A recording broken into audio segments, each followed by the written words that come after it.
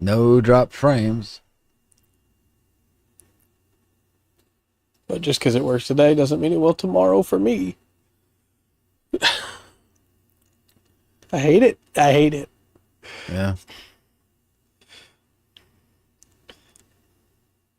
I think we're both in agreement that it's incredibly annoying when something doesn't go the way you intend for it to go. Yeah. And, yeah, it's just frustrating when that happens. Well, everything seems to be going. It says we're streaming on YouTube, but I don't see us yet.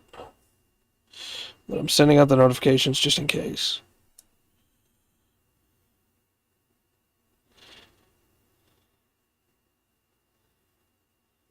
There it is.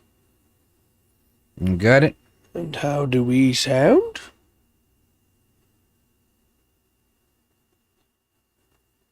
Okay. Yeah, I think we sound good. Okay. At least as far as I can hear, anyway. So, got a pre-show topic for you. All right. This one I think is really interesting. There's the story, there's like 4 of them I could have taken from it, and we might revisit them. But this one is player that was, hi Will. What's up, Will? Player that was pretty frustrated because they played a tank in a 5e game. Big armor, big shield, you know, paladin, and they had 20 AC, and none of the monsters were attacking them, even when they were directly in front of them. So even when monsters had to go around them and provoke opportunity attacks to be able to attack other people. And so the player asked the DM, you know, hey, why are none of the monsters attacking me? I played the tank. You know, my intention was to tank. Yeah. And the DM's response was, well, the goblins wouldn't attack you because they know their daggers can't get through your armor. Okay. And so player was like, okay, all right, I'll let it slide, whatever. Next fight is against kobolds, which are dumber than goblins, right? It's kind of a sliding scale, I guess. But either way, also didn't attack. With their slings, with their crossbows, nothing. Ask again, was given the same answer. But the next time they fought a Bule, Yeah. the player was like, okay, for sure this monster isn't going to care about armor, you know? But it did. And out of character, we all know that, like, hey, DM just didn't want to attack the guy he wasn't going to be able to hurt. Yeah. But, like, in universe, how do you make that work? Because I think you don't, right? Your armor's too shiny. Nobody can see it when they go to attack you. So, Right. I don't know. That's kind of dumb. It seems insane to me, this idea of, you know, well, goblins are so smart that they're not going to go after you even though you're killing them. No, they're gonna. They would gang up on that one. Not. I don't know. It's kind of dumb. But there's a whole, like, saga with that campaign. And like I said, we'll probably revisit some of it. But it Okay. wound up being that player wasn't paying the DM on the side like the rest of the players were. And so, in a weird way, you would think, right, yeah, you would think that would mean that he was more likely to get targeted. Whatever. But like I said, that's a whole saga. But the question that I have to come from it is, how do you run monsters in a way that fits low intelligence and high intelligence monsters? Because goblins, like you said, they would just gang up on the thing trying to kill them. Yeah. But how do you run that as per se compared to like a kobold group? Well, I mean, the monsters are going to attack the same way. It doesn't matter what the character is. Right. You know, if they're pretty basic. I mean, if they can't do it with one, they're going to send another. Mm-hmm. Right? They're going to run away. Yeah. You know, if you can get the morale down, maybe a couple of them get killed or real hurt real bad, and they might run off. And like something like a wolf or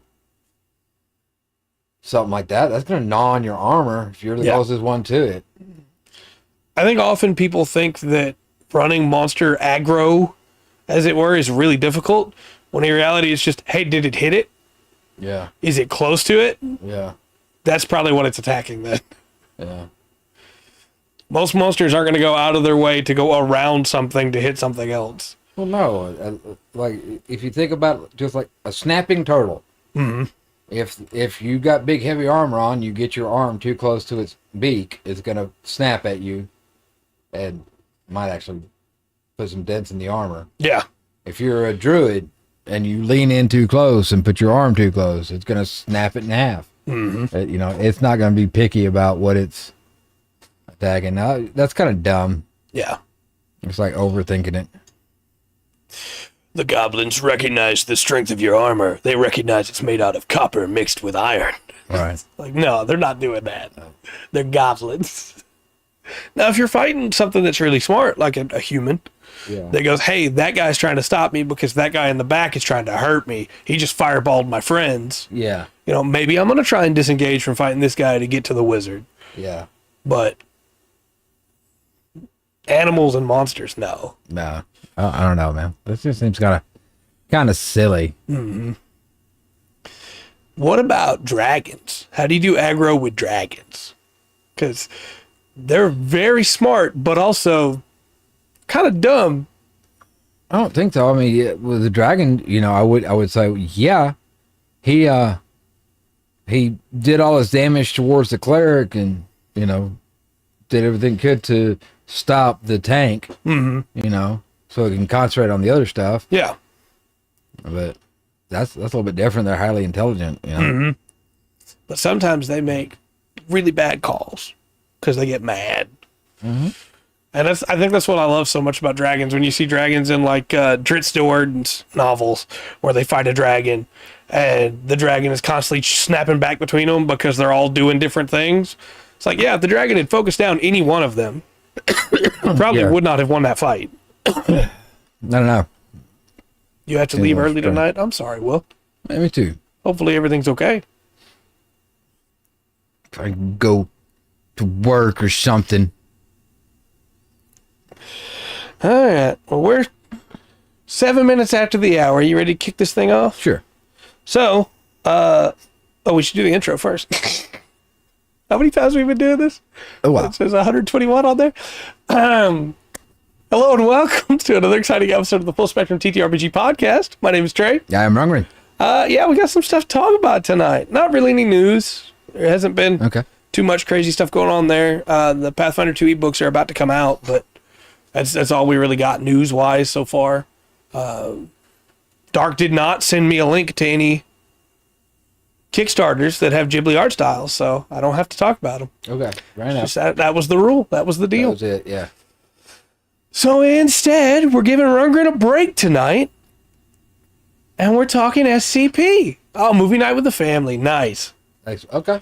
Nice. That's cute. Look, I thought I was going to have like 40 SCPs to bring you tonight. Yeah. Because like SCP-002, that's 2 paragraphs. That's all there is to it. It's simple. SCP-005 is 1 paragraph. It's the easiest thing in the world. We could have blitzed through and had a great time. But we started at 1. I have 17 pages and I only have 11 of them. Okay. There's a lot of information in each SCP-001 entry. These are big things in the world. We probably should have started the other way and caught up to them because there's a lot of crossover. SCP-999. But I've already done the research now, so we're going to start with SCP-001. Okay. Real quick, though, as a reminder, the SCP universe is a fictional website where people get to write cool horror stories and have a good time. There's a lot of cool stuff in it, but it gets deep. There are terms we're going to use tonight that we didn't even reference when we covered the brief overview last time. Okay. And so we got a lot to dig through here, and I'm going to try and keep them as brief as possible. There are some of these that are full stories, like 10-chapter stories that I have summarized. Oh, okay. And then there's one that I'm just going to basically read verbatim because there's no real way to summarize it.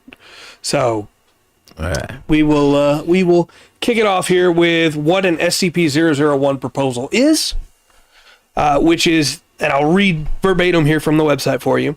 In order to prevent knowledge of SCP-001 from being leaked, several or false SCP-001 files have been created alongside the true file. All files concerning the nature of SCP-001, including the decoy/decoys, are protected by a mimetic kill agent designed to immediately cause cardiac arrest in any non-authorized personnel attempting to access the file. Revealing the true nature or natures of SCP-001 to the general public is cause for execution, except as required under redacted. So any of these could be true. None of them could be true. They all could just be fake outs for the real SCP-001. Now, one of them is. One of them's real. Yeah. But what that means is they're all separate universes in the SCP universe, because in each universe, that's the real one. The other ones aren't real in the other versions of it. So, like, when we talk about the sheaf of papers, when we talk about that one, that's the real one. All the other ones are fakes. And then when we talk about the prototype, that's the real one. All the rest are fakes. So Okay. that's how it works for the sake of canon, because a bunch of them override each other. Also, I just wanted to read this part to you because it's fun. Any non-authorized personnel accessing this file will be immediately terminated through Berryman-Langford mimetic kill agent. Scrolling down without proper mimetic inoculation will result in immediate cardiac arrest followed by death. It's never explained what Berryman-Langford is, and I love that it's not explained. It's just, look, don't do it. Don't you do it. But we can do it. We're special. We have the authorization. I'm secretly a member of the O5 Council. Oh, that's nice. You ready for me to start with the first one here then? Yeah. Okay. So our first one is the sheaf of papers, and I have the names of the people that wrote these proposals, because that's how we differentiate them, really, right? SCP-001 proposal written by this person. Here's the nickname that it's been given. Yeah. But it really is just SCP-001. So this one was written by Jonathan Ball. It's the sheaf of papers, and its classification is Keter. For anybody who doesn't remember, Keter is, hey, this thing's bad, and we can't really contain it. So it's a problem. The sheaf of papers is a stack of papers that continuously writes new information on the top page. Each time a new entry is added, a new SCP is found to exist. Whether the sheaf of papers is creating this new entity or just cataloging it, we're not sure. But every time somebody sits down and picks up the page for the next one, there's another one written. Okay. So it's a problem. It's currently contained in a code-locked briefcase and monitored via camera, guarded by D-Class, which for anybody that doesn't remember, D-Class are death row inmates. And the off-site building in Redacted is wired to explode should anyone enter without express approval from all members of the O5 Council. That's the Denver airport. Right? Where's that? Okay. The problem with getting permission from all members of the O5 Council is that there's not just 5 of them. There's 13 of them. Right. And there's only 5 ever listed at any time in the Foundation's records. So it's very difficult to get permission. But if something bad happens, they'll all show up. The out-of-universe explanation for the sheaf of papers is that it is the SCP website itself. Okay. So that's a fun little, you know, it's the website. I think you added a letter there, buddy. But that's the fun little explanation for that one. I like sheaf of papers a lot. It is the most simple out of all of them. Yeah. But it is simple because it was the first one presented, you know? They hadn't been built up into this big... complex thing. Right. And so it's just, hey, this sheaf of papers is kept in a briefcase because anytime anybody looks at it, it happens. Another one shows up, and we don't know whether they just found it or if, you know, the horror of it is that every few years, an O5 member decides that, no, actually, I'm positive it's not creating new ones. It's just cataloging them. So I'm going to go read a bunch of them. Yeah. And they turn a bunch of pages. Thank you. Fine. Only to then find out, you know, well, maybe it was creating more because for every one you turn the page on, we found new ones. Yeah. And so then it gets locked away again for a couple years and the cycle repeats. Yeah. So, and you may say, well, that doesn't sound so bad. I mean, what? It's going to be like chairs that teleport to sit behind you when you go to sit down? Yeah, and then sometimes it's terrible creatures that, you know, blow up cities. Right. You know. That can't be named. Well, speaking of terrible creatures that can't be named, All right. our second proposal is for Dr. Gears' The Prototype, which is given no object class. This is the Prototype SCP. It is the SCP before all others. It was found in a rural backwater town in Nebraska, Redacted, by some young men that were driving when they should not have been driving because they'd been drinking.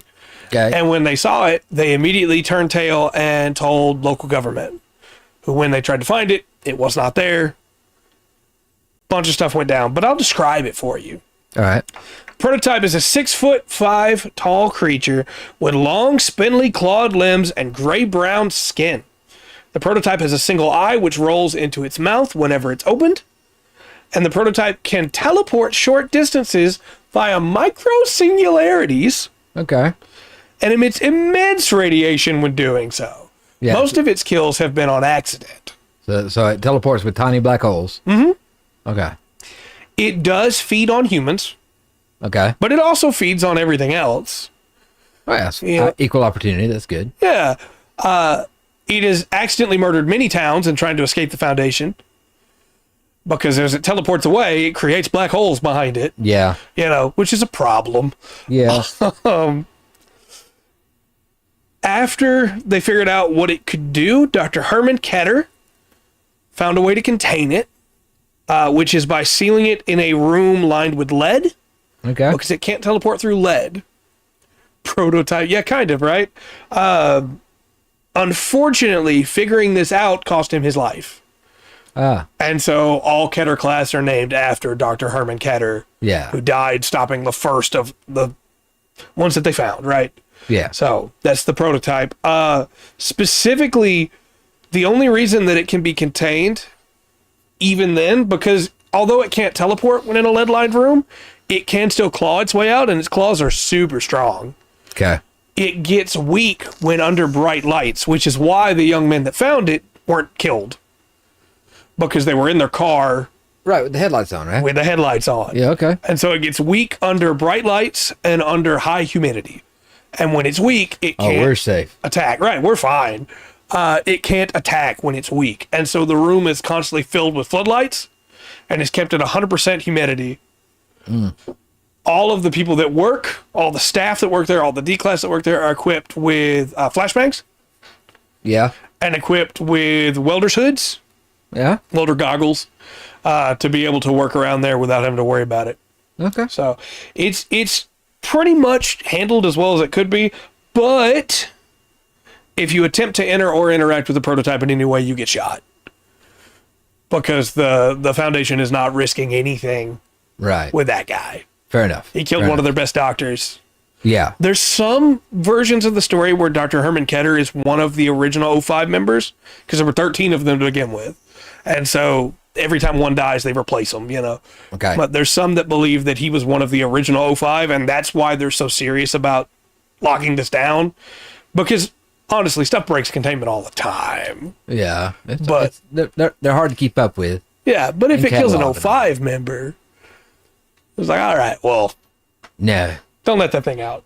He was the first actual SCP. Yeah. That's what Ketter was. Yeah. That's what Probably. We're going to get to the O5, not tonight, Oh, okay. but we're going to get to an SCP-001 proposal next time we do this, probably, because I'm doing them in chronological order. Okay. Because I thought that'd be fun, Right, yeah. See them get more complex as we go. Yeah. There's one called The O5 Must Die, and so we're going to get to that. Okay. Okay. But the prototype was the last of our simple ones. All right. So everything from here on is going to be much more complex. Okay. Hey, Remus! What's up, Rigo? Glad you're here. We have covered the sheaf of papers and the prototype so far in our 001 proposals. We're about to talk about one that I think is going to take up a good little chunk of this. I don't know if we'll get through all of these tonight, but I'm going to try. But this is the Gate Guardian. This is from Dr. Clef. So we referenced this one last time. This is the giant angel that guards the entrance to the Garden of Eden. Yeah. Right, with a flaming sword. Yes. Gotcha. This one gets deep, and I've summarized it as best I can, but it is a proposal presented by Dr. Clef. It is the Gate Guardian. It is Euclid, but under one specific scenario, it's Keter. And for anybody that I know, remember, Euclid means, hey, this thing's incredibly dangerous, but it's not really causing a problem right now. Yeah. So right now it is contained, but it could at any time become a problem again. But in one specific circumstance, it becomes a Keter.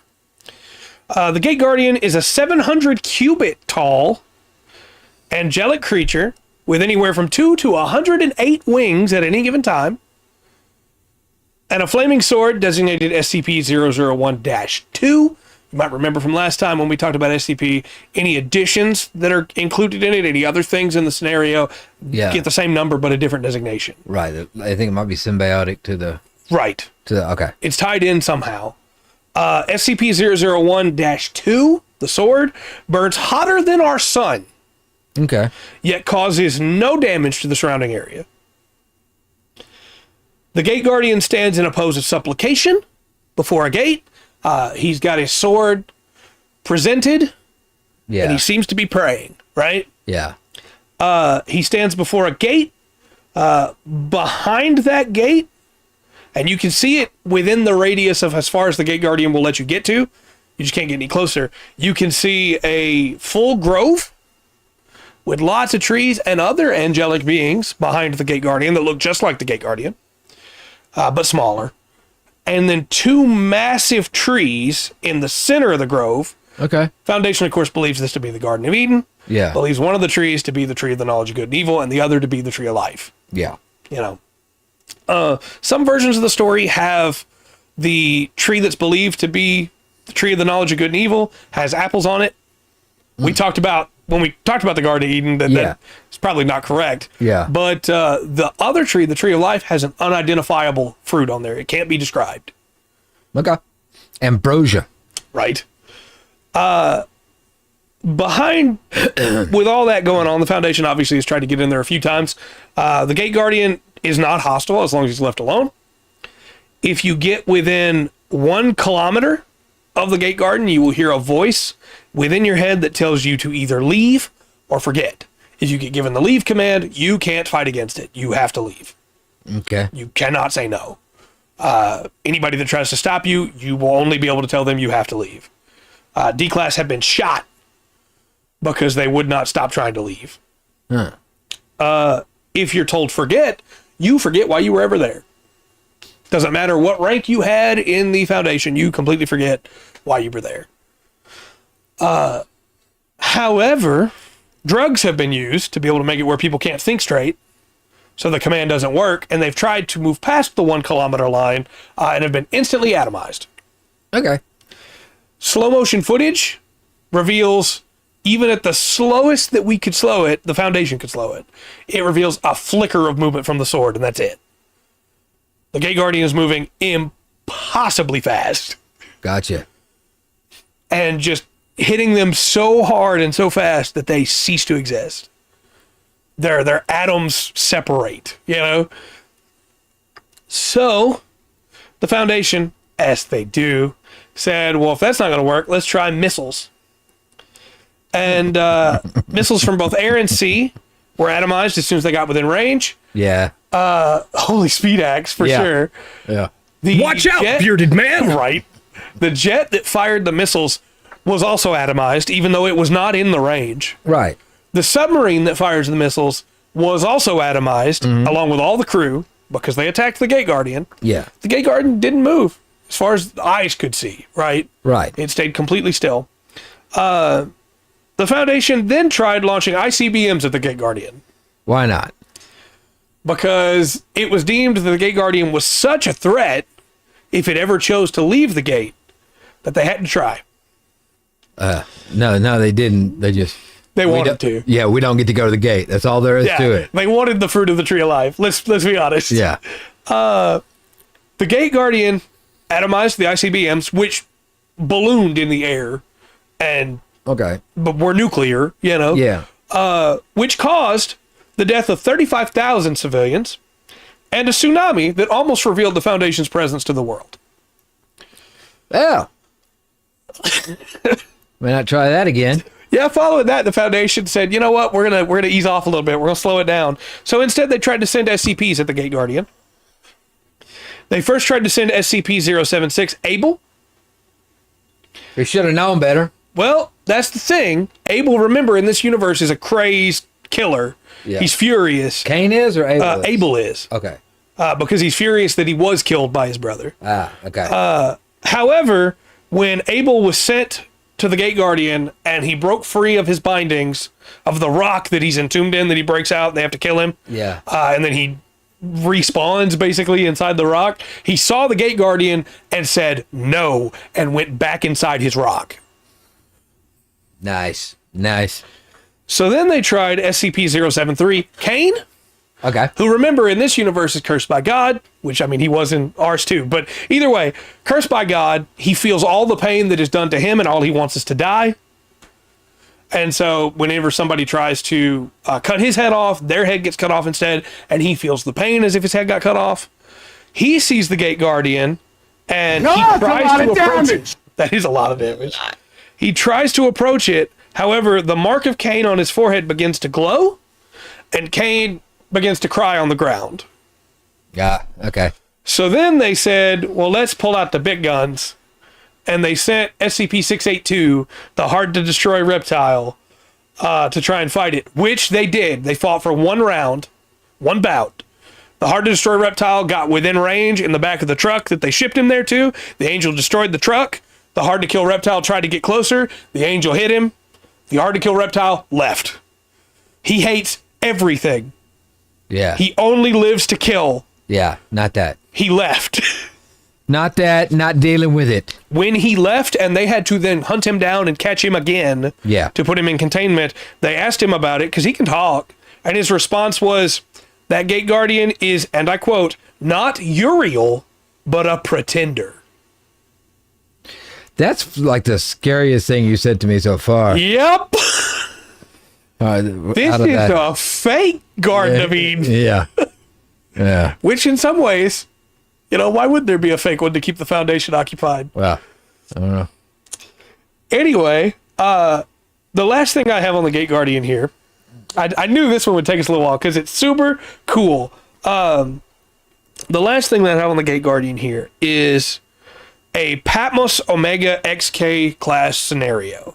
This is what he's designated /Keter for. The Gate Guardian could become the biggest threat in the world. Yeah. And it's what if the Bible's right? Yeah. Yeah. And so a transmission of a vision from Site 0 was sent to the Foundation, in which the Gate Guardian leaves the gate. The person watching on report sees the Gate Guardian leave the gate, and then quotes, from the gate rides forth a great host, and then all the person reporting can say is the Lord reigneth, over and over and over and over again. Yeah. So apparently it's a King James angel. Right. That said that. Okay. So the Foundation checks, like, hey, where did this transmission come from? We don't have a Site 0. Well, it comes from a Foundation Site 0 in the future. So in case that's true and not some other reality warping thing, these are the new conditions that have to be done for every site forever. Every site is to maintain friendly relations with at least one or more organized Abrahamic faiths. Okay. Every site is to maintain a supply of holy water, crucifixes, rosaries, prayer rugs, as well as multiple copies of the Torah, the Bible, and the Quran. Okay. All sites must designate an operative of non-Abrahamic faith to lead in case of rapture or conditioning, and is to know where the kill switch is for both the site and form a medic inoculate. Medic inoculate is all site directors have a bomb in the brain. Yeah. And then to maintain familiarity with other SCPs involved in Patmos scenarios. Yes, well, we can refer to it as stylishly late. Would that work for you? Yeah. Can we do that? Stylishly late. The last thing I want to mention is in this universe where the Gate Guardian is SCP-001. Yes. The Gate Guardian is the reason the Foundation exists. Okay. Because the Gate Guardian told the founder of the Foundation super way long ago to prepare. Just like the other two commands of follow or of leave or forget. No, Tuesday. Tuesday. What? He was given the command to prepare. Would you like to take a guess who the founder is in this scenario? Well, it might be. I will tell you, it's somebody that went looking for the Garden of Eden. Okay. I'm not going to tell you how long they looked, but we talked about 1 to 10 Tuesday this last week, so we'll talk about 15 to 20 this Tuesday. Yeah. If all goes to plan. Right. I don't know, it'd be cool. Joe Rogan, that's a great answer. That's hilarious. I don't know if it would be like somebody off like Aleister Crowley or John Smith, one of those two, or if it would be a leader of like Abraham for the Abrahamic faith. Sure. So my guess would be Abraham. It was King Solomon. Okay. Fair enough. So King Solomon founded the foundation in this variant of the story. Jacob Jingleheimer Schmidt. So next up on our 001 proposals, like I said, that one took a little while, but some of these fine. will. So next up is The Lock, and this one was given by GNTM, and it is object class safe. This one's completely safe. Don't worry about it. It's fine. Don't worry about it. Is it ad time, though? Is it night? You're like a minute late on the ad time, buddy. So this is going to be a little bit of a shorter entry. Again, I'm doing them in chronological order. The Gate Guardian came out. It was a huge success. Everybody loved it. For a lot of people, it was the number one 001, right? Right. That led to a lot of the next ones that were being written becoming a lot more complicated, so they could be like the Gate Guardian, you know? Yeah. So this is kind of the last regular one we're going to get. All right. Which is the Lock. The Lock is a black onyx gem with a mottled white pattern with a complex metal chain adorned with a single lock. Okay. So it is a beautiful onyx gemstone with mottled white specks inside it. Yeah. Surrounded by this incredibly intricate chain and a gigantic lock on the top. Okay. The chain, you may say, well, that's too simple for it to be 001. There's got to be more going on. Yeah. The chain becomes more complex the closer it gets to the lock and becomes indecipherable next to the lock itself. You look at it and it starts making your head hurt. Yeah. The lock itself, not the gem, the lock, puts out thermal radiation. Okay. And the pattern of white in the gem is identical to that of the cosmic microwave background. Yeah. Leading the Foundation to believe that the gem of the lock is, in fact, our universe. Yeah. In the palm of your hand. Saw that coming, yeah. After figuring that out, many attempts have been made to open the lock. From lockpicking to brute force to cutting lasers to acids and even TNT. Mm-hmm. Though so far the Foundation has not been successful. I love the Foundation that they go, oh man, this is our universe right here. What happens if we open the lock? Yeah. Jailbreak it. Let's go. So again, that's the last basic one we're going to get. Now we have ads. Oh, of course. Okay. I'll take a drink then while we have ads. Take a swig. Yeah, no, saw that one coming. Universe within the universe. Mm-hmm. It only made sense, right? Yeah. Okay. I feel like everybody be coming back pretty quick. So if you're watching this on YouTube, this is your quick reminder. We'll talk about it again later. That next week, streams won't be going live on YouTube. They'll just be going live on Twitch. But the uploads will still go up afterwards. And I'll even cut out the pre-show for you. So, Okay. You get that stuff direct instead of having to get, you just won't get it one for one. Live. Right. Yeah. Twitch folk, you're fine. But our next SCP-001, because the software that we've been using is busted, sometimes it works great. And like yesterday when Rungrim was trying to stream, it just didn't want to work. Yeah, that's not the first time. We've wrestled with it quite a bit, so. We've been back and forth on it. Yeah, we've been back and forth on it for a while, and if it's not going to work, we might as well just make the switch. Plus, I think technically we're against Twitch's TOS right now. But that's, we're not going to talk about that. Next SCP. SCP-001. Yes. The Dr. Bright proposal. This is the factory. Because of what I just said, I'm not going to answer that question. There's no object class has been given here. Okay. This one is actually not a regular SCP entry. This is a story told by an 05 member. The story being that, and I've summarized the whole thing. It's long. It's good, but it's long.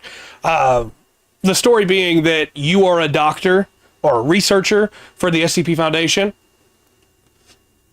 Yeah, I'm not going to get into that right now, but Yeah. we can talk about it next week. You're a doctor or a researcher in the Foundation, and you have been digging a little too deep. Okay. And this O5 member is like, okay, fine, yeah, no, I made something to trick you. Now you're going to hear the story of what the real SCP-001 is, because you want to know so bad. And so this is the O5 member's account of what happened with the factory. The factory is SCP-001, but the O5 member tells you it's been covered up and will never be written into a regular file. Factory was built in 1835 by James Anderson, who served a pagan god, maybe Satan. It's not really clear. The O5 member is pretty sure it's Satan, but there's never anything that specifically says it's satanic. And built the factory layout to form runes and cast dark magic. Okay. The factory could make anything, and it made it in blood. Eventually, one woman escaped the factory in 1875, so 40 years after it had been built, and was able to meet with President Grant, who sent the O5 member to investigate. What they found there is pretty rough. When I say it can make anything, I'm talking people go in, clothes come out, pillows come out, but also toy guns that shoot real bullets come out. You know, stuff like that. The O5 member gathered 150 good men and women, entered the factory loaded for bear, and found untold horrors. People still alive, but only bones and organs still working the line. Yeah. Some men that had multiple arms sewn together, chimeras of men and beast. That's disturbing. Wave after wave of all of these torn up, terrified people. There was one, I don't want to get in super detail about it, but there was one that was a child that had been like merged with the gears. Yeah. And was high-fiving another child as the gears. It's bad. Yeah. Who runs the factory? Dr. Moreau? Is this right? the factory of Dr. Moreau? It might as well be. After killing all of them that they found, they eventually made their way to the breeding pits. That's lovely. And I'm not going to get any more detail about that one because we won't be monetized anymore. Hey, you want to breed? So, great pickup line, by the way. yeah, it's for sure. Yeah. Eventually, they found Anderson hiding in his office. And the O5 member himself hung Anderson from his own window in the tower of the factory by his own entrails. As he was hanging, he said that the factory would go on. Then he laughed for 24 hours. That's disturbing. When he didn't die from that, they cut him down, had him drawn and quartered, and burned the remains. Okay. Anderson kept cursing them until the fire died down. All right. 150 soldiers had gone into the factory. Only 93 came out, and of those, only 71 were still breathing at the end of the week. They found boxes of strange things. I mentioned the toy guns that shot real bullets, but they also found yo-yos that flay skin where they touch, skeleton horses that run faster than trains, stuff like that, you know. The O5 member and his officers were really torn on what to do next. And we haven't touched on some of these factions, but I'll touch on them as we get to them here because they're going to come up again later. The chaplain, who had lost his mind in the factory, these are the names the O5 member gave. The chaplain wanted to keep the things they found, viewing them as God's gifts. Okay. And so the chaplain winds up, you're probably going to see this coming, the chaplain winds up leaving with some of the stuff, and he winds up starting the Chaos Insurgency. And so he's maybe also kind of started the Church of the Machine God, like off breaks from that, you know? Okay. The Marshal and Dawkins, who was the Marshal's toady, Oh, no. wanted to sell them. Base, who is Cherokee, wanted to destroy them. Yeah. That's going to be important in a minute, and I'll get to why. And lost my place when I looked up at the camera. And Smith thought the president should have them. After a bunch of arguments, they broke down, and the O5 member was eventually left with only 12 people besides himself. Everybody went off to do their own thing. Dawkins and Marshall, after the Chaos Insurgency and the Church of the Machine God broke off from each other, because the Chaos Insurgency wanted to keep the stuff for the sake of power and wealth, Yeah. and the Church of the Machine God wanted to worship their gods.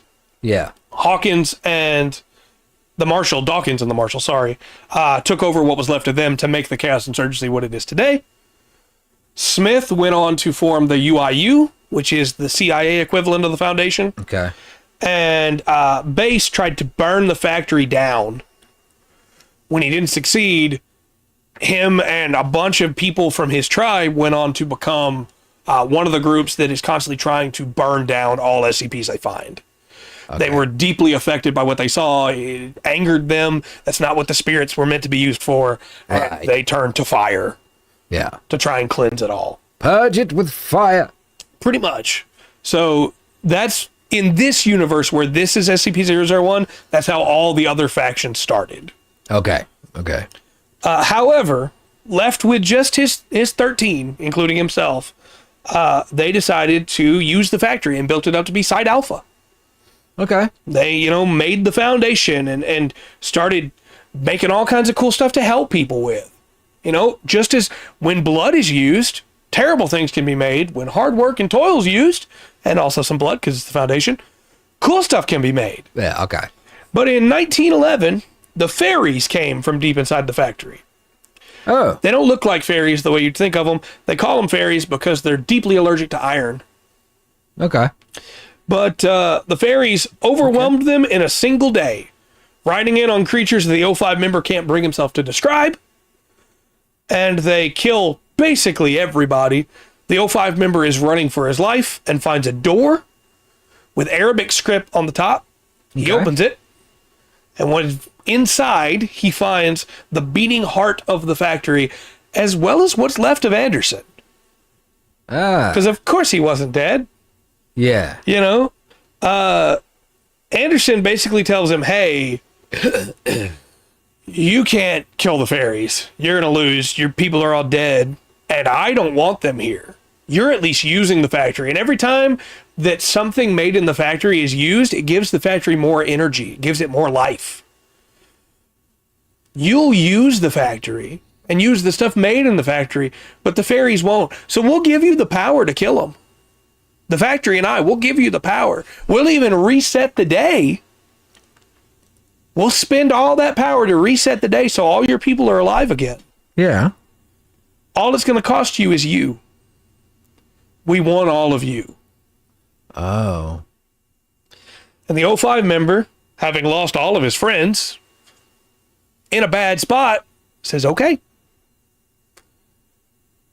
Anderson smiles, and the day resets. And now they have guns that absolutely obliterate the fairies. It's not even a fight.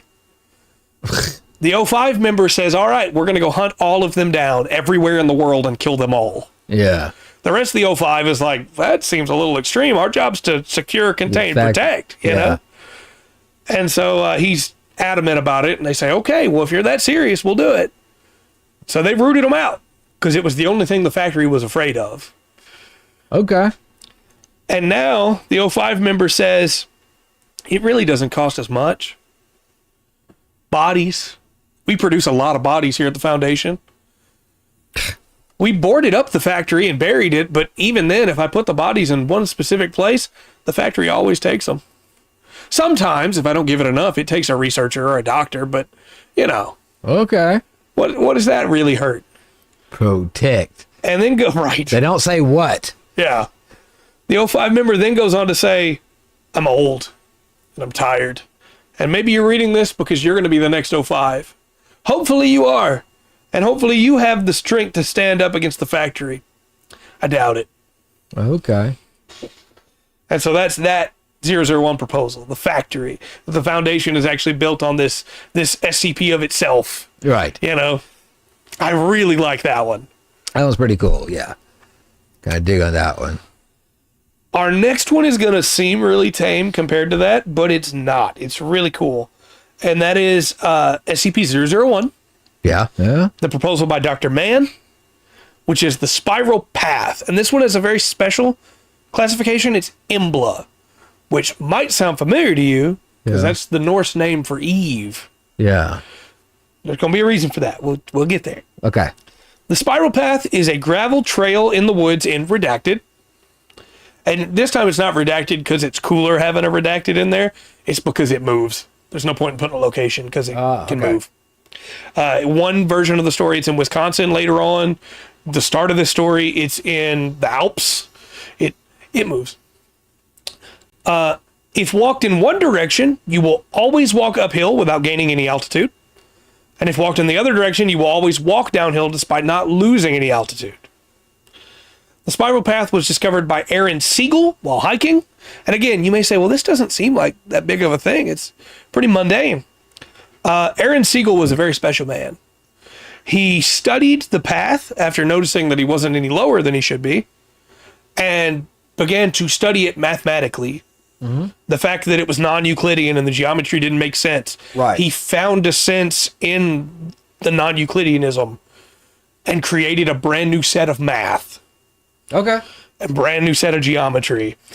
He wrote down the equations and eventually made SCP-005 the skeleton key. Okay. This gave him the idea. He became the founder of the Foundation. Because again, in every universe, every SCP-001 is its own. That's the real one. Right. He made the Foundation, and he brought in other researchers, including his brother, because he had a dream that they would be able to help people with stuff like this.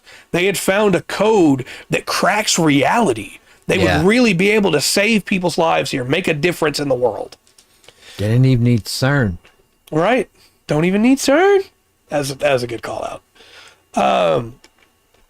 They made many things. A fountain of youth, which they used for themselves instead of giving it to other people. Of course. Because if they gave it to other people, they would try to take what they had. They weren't a big enough foundation yet. Fair enough. You know, they made a bouncing ball. They created the bouncing ball. If you like bouncing balls today, they made it. Okay. They made a concrete man. He volunteered though, so I mean it's okay. Yeah. They made a man with a planet for an abdomen, with its own gravity. These are all other SCPs. Yeah. Things began to unravel. Turns out cracking reality is a problem. Yeah, there can be consequences. They found the missing number.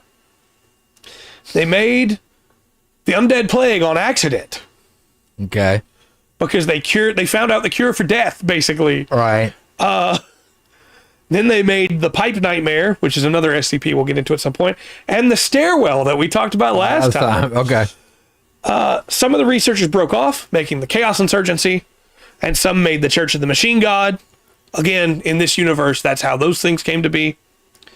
One of the researchers cut up a child, a little boy, and turned him into the flesh that hates that we talked about last time. Oh, God. They made 682, the hard-to-destroy reptile. They made the Blood Pond. They made Cain and Abel. Okay. Making these atrocities was just another day for them. What worries them are not the anomalies they made. It's the ones they're finding that they didn't make. Ah, okay. They're not in control. They never were. No. Interesting. So that's a fun one. It's not one of my favorites, but I do think it's cool because the twist at the end is not, hey, Foundation bad. Yeah. Like, well, we all know that. Yeah. It's, oh, no, Foundation stupid. Okay. Yeah. That's always a fun one. Think you've done something new. And come close. The next one's really cool. We are at page is this? This is page 5 of 17. Okay, good. We're getting there. This is SCP-001. Okay. Presented by Dr. McKenzie. This is the Legacy. All right. And its object class is Euclid. Okay. The Legacy is 3 objects, which are contained in separate lockers at Site 0. These lockers are temperature controlled and are sealed. Okay. The first item, SCP-001-01, is a smooth gray box with a display that has 2 indicators. One has a progress bar and a small box beside it that reads 23%. And the other is a counter displaying the number redacted. So it's like a little VCR. Gotcha. There are anomalies they didn't make. Yeah, pretty much, right? Yeah. But they thought they had it figured out. They thought they had the secret to life. They did. Fools. Absolutely. 001-202 is a small key made with the same material as 00101. It's assumed to be the activation key for 00101. Okay. 00103 is the personal diary of the administrator. Not the founder, the administrator. Okay. And so, again, this was a full story, just like the factory. I cut it up and summarized it to make it faster because I love the story. It's really good, but it was like a 30-minute read. And I was like, we don't have time for one story to take 30 minutes on its own. So Okay. we're gonna break it up a little bit. But the administrator secures funding and creates a foundation. He's the founder, but he's not called the founder. He's called the administrator. And he has the device. The president, redacted, wants the device, trusts the administrator to keep it. President would really like it to be in the hands of the UIU, Yeah. but it's like, okay, you can keep it, just you. It has to stay with you at all times. The administrator refuses to replicate the technology from the device until they found a solution for it. Okay. However, Foundation members replicate it anyway, and the administrator kills them before leaving with the device. The administrator no longer trusts others and lies to gain the support he needs. He tells people that he will give them the tech that is inside the box, or that he will show them how to replicate the tech that's inside the box, and as soon as they're not useful to him anymore, he kills them. The administrator begins to get a little unhinged throughout the course of this. Okay. He writes that at one time we had rocks that came to life and huge fish with the heads of men, and we were alone and afraid in the dark. He refuses to remain that way. Okay. That's one of the entries in the diary. He says that the faces of those who have died for him haunt him, and that he made a mistake. He told someone the truth of everything, and he had to kill them. Yes. He wishes, after using his medical supplies to patch himself up when they attacked him, that they had shot him in the head instead. He kills a man who solved an equation that could set up the framework for the solution. He killed him out of mercy. Surely the man could realize that he was better off this way. That's some psychopath rationalization. The administrator remembers that he was told he would not see anything. Just fall asleep. If these seem disconnected, it's because they are. Yeah. It's diary entries. He's told he wouldn't see anything, just fall asleep and wake up again. But they lied. He sees them all consumed by madness and reality shatter. They finally... I'm sorry. That can get to you. They finally have the complete equation, but it's too late again. This team will not have time to construct the solution, and the administrator will have to abandon the foundation again. Second to last entry has the administrator leaving a note for if he's dead. He's been crossing dimensions and trying to find a way to stop the corruption. His original universe was super advanced. They could bend time to their will, and they were able to, kind of like the last entry, right? They found the code to break reality. Unlike the last situation where reality was making more SCPs, in this one, reality shatters because they've broken it. They've damaged it too much, and the corruption is coming.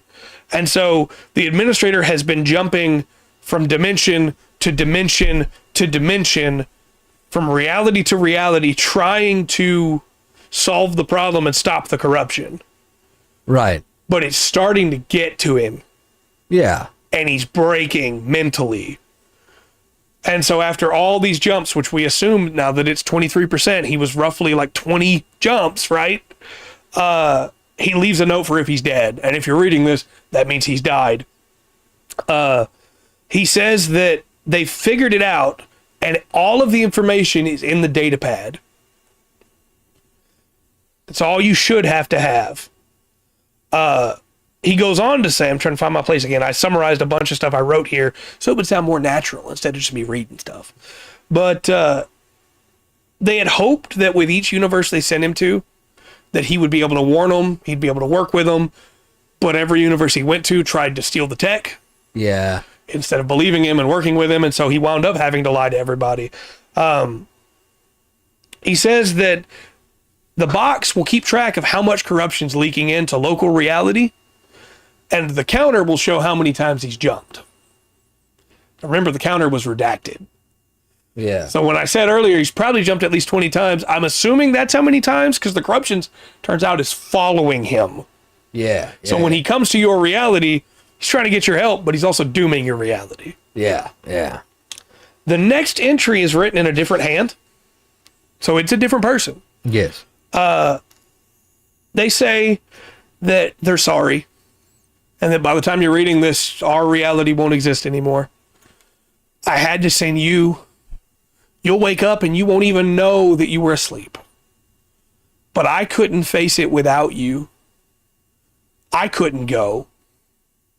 So you've got to be strong for both of us. Find a way to stop it. I'm sorry. I love you. Ooh. That's the last entry in the diary. Yes. References found within the diary suggest that there's an electronic drive or device that should contain all of the mathematical equations. So far, it's not been found. Yeah. It got lost in one of the jumps, I assume. Yeah. So, probably not stopping the end of the world that way. No, that's an interesting one. But, yeah, I like it a lot because it's very different from the others, right? Yeah. It's, hey, you're doomed already and you don't even know it. Right. Yeah. It's gone way past the point you can do anything. Yeah. That's why I love When Day Breaks. We're not going to get to When Day Breaks today because we're going chronologically. Yeah. But When Day Breaks is a great 001 entry for that exact purpose of like, look, there was nothing we could have done. Yeah. So next up is another one that's kind of small, but it's also like, it's got a lot going on in it, but it won't take very long to get through. Okay. And that's... Praise the sun. SCP-001 by S. Andrew Swan. And it's the database. And its class is Keter.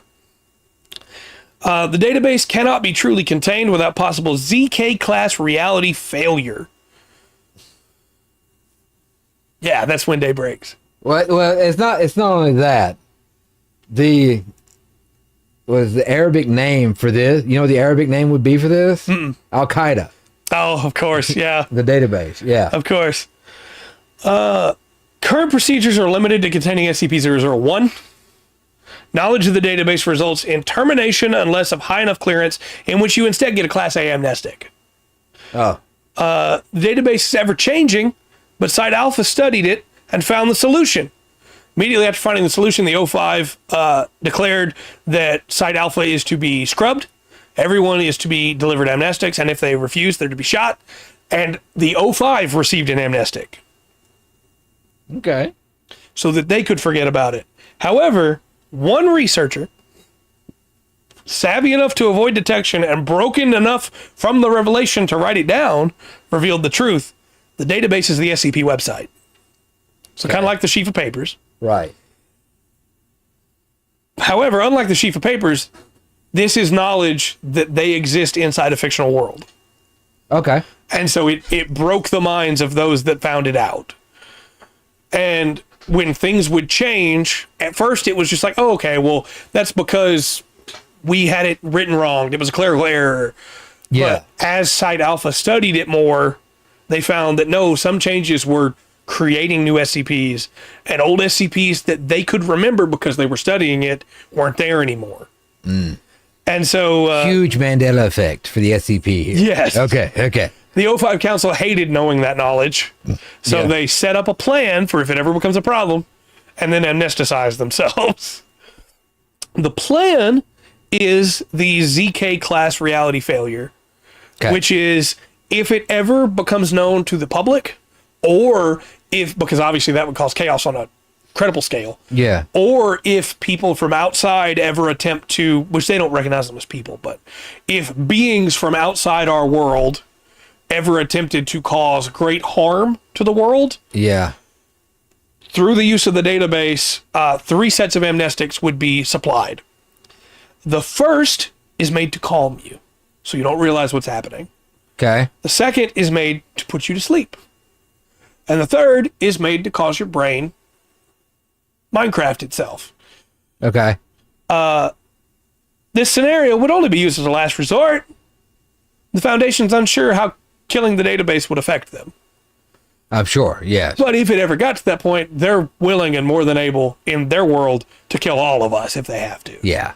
So, Okay. your horror on that point is a lot more silly in some ways. But when you think of it from the Foundation's perspective, it's like, oh, these are reality warping creatures that we can't control. It's the you know, the scary switch in simulation theory. Yeah. It's like, okay, you accept that we're living in a simulation, that's fine. We'll go with that. What happens when somebody, whatever is outside this, whatever turns the system off? Yeah. You know, type thing. Yeah. Interesting. So, not bad. I can understand from their perspective. That's horrifying. Yeah. The next one's a really fun one. This is SCP-001. The Scantron proposal, and it's the Foundation. But instead of being written as an SCP Foundation file, it is written as a file from the UIU. Okay. So from the government's Foundation. Yeah. Specifically the Unusual Incidents Unit. Is it Nightbot? Are we doing this again? If it is, I'm going to take a quick sip. Go through that. We're going through ads again. Or did you just wake up and forget your job? Decide to start hollering. Probably. All right. So the UIU has found a building in 1954 that was originally in high school. It was originally a high school. Now it's been altered in some way. Okay. And so they designate it CA3. It has some unusual traits, such as the walls have been replaced with steel reinforced concrete. All desks and effects that would be in the desk are absent, though lockers are still present but are now stainless steel. The arrangement of the building does not seem to match the blueprints. No fewer than 17 computers were seen in 1954. That'd be a whole room. Mm-hmm. And the auditorium is blocked by a large steel wall. The UIU is new at this point. Obviously, the fact that CA3 is the designation for this building means that is brand new for them. They have not been around long at all. And so they don't really know what they're doing at this point. Gotcha. They send 2 teams in to do a survey. The first team goes in, and after a week of not reporting, they send in a second team. After that team doesn't report, 23 days later, a period of white noise is heard from recording software, or recording microphones, I guess it would be at this point. Yeah. That lasted for 5 hours. And then a large number of people that looked identical to the members of the second team were found to be walking aimlessly around the building. The number of people far outnumbered the number that had been in the second team, and the layout of CA3 had changed. So things are different after this white noise, and they don't know why. 3 months later, the white noise returned, and they sent a new team in, the UIU, to see what's going on. They found holes, specific sized holes, in the auditorium wall, and that the people that before were walking around aimlessly were carrying things through those holes. They were being handed things through the hole, and they were carrying them into other parts of the school. Okay. 2 days later, 3 identical armed guards appeared near each entrance to CA3 and barred entry for any more teams. If they tried to enter, the guards would stop them. If they shot the guards did not seem to care about injury, and they always had more ammo. Okay. So they now can no longer get into the building safely. Following this, they were tracking a different anomalous person, CA6, and this person got out of a car in a parking lot.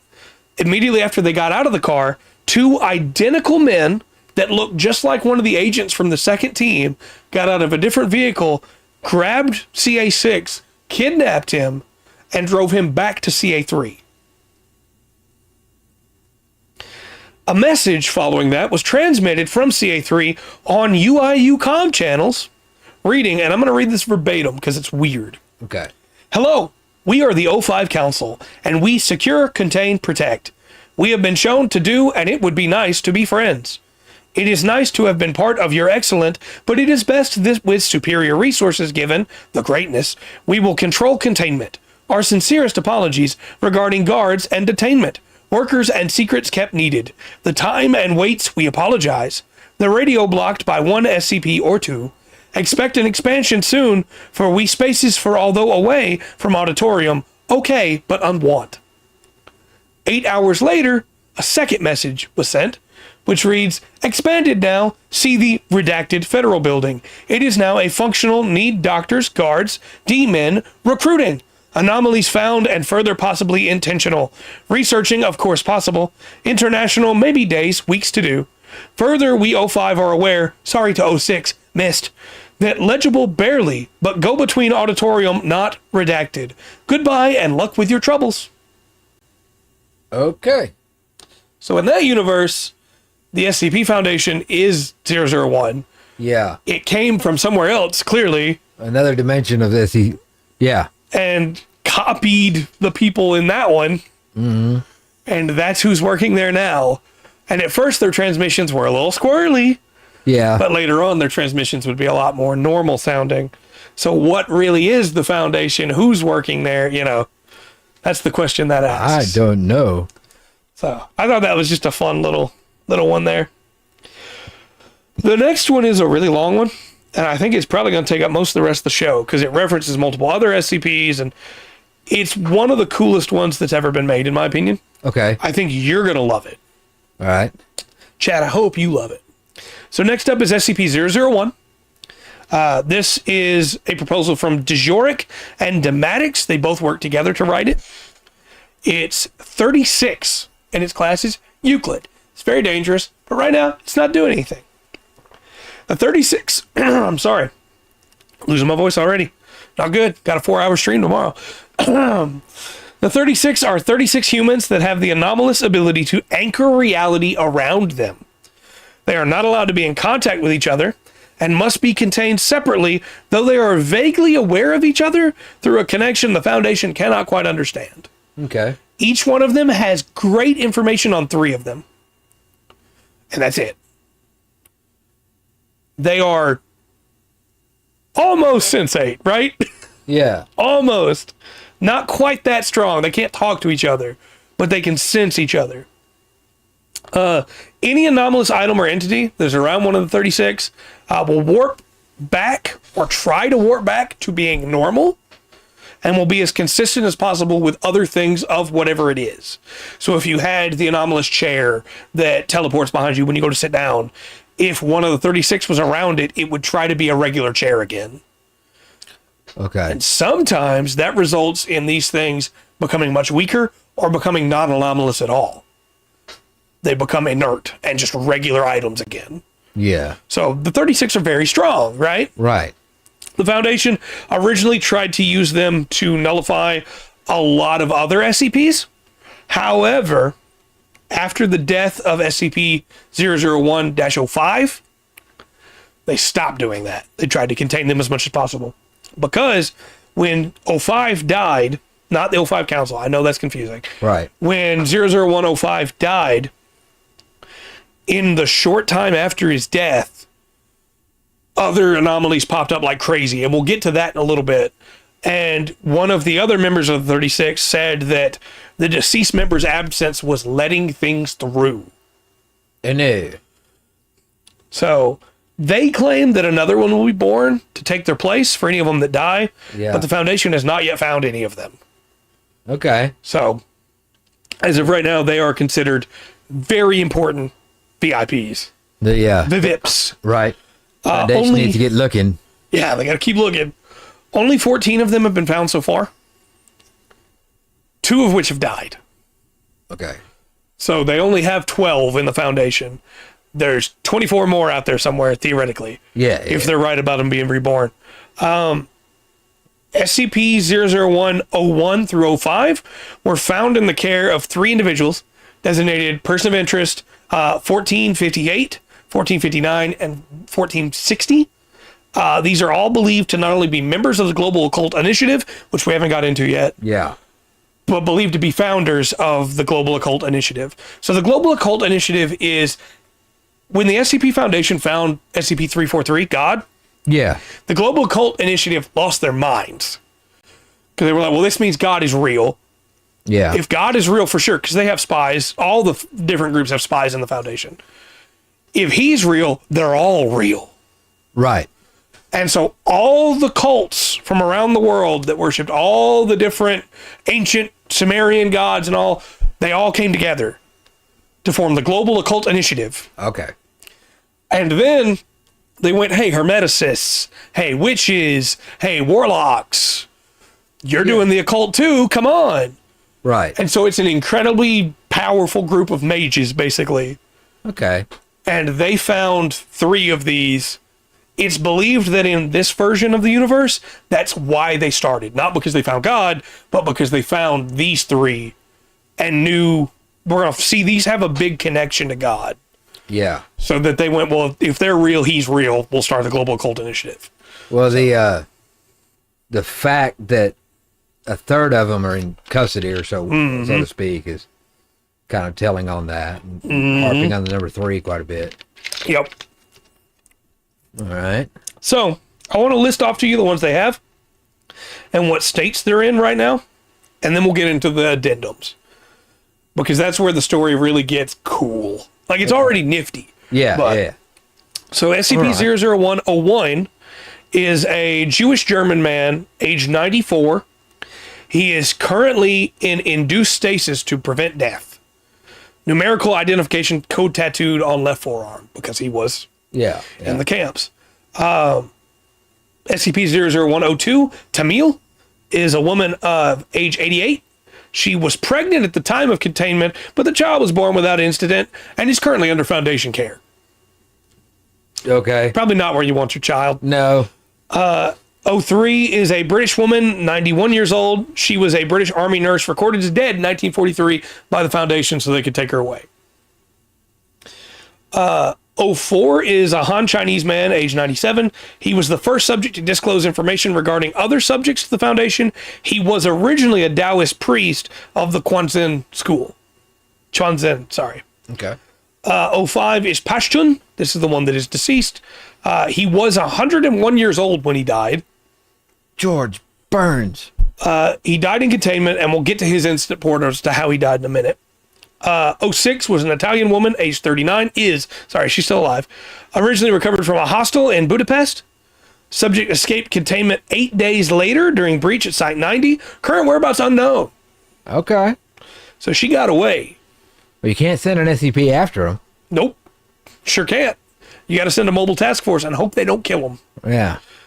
07 is a Polish-Argentinian woman, 52 years old. She is currently in possession of the Global Occult Initiative's the Horizon Initiative. So they have her. It's one of the many subcells of the GOI. And they have no intention to give her up. There's been multiple attempts to get her back, and They ain't having it, huh? not so far. SCP-00108 is a Russian boy of 5 years old, which lends credence to the claim that there'll be, Yeah, there'll be more. more of them. But again, the Foundation hasn't found any new ones that would have to be able to be sure.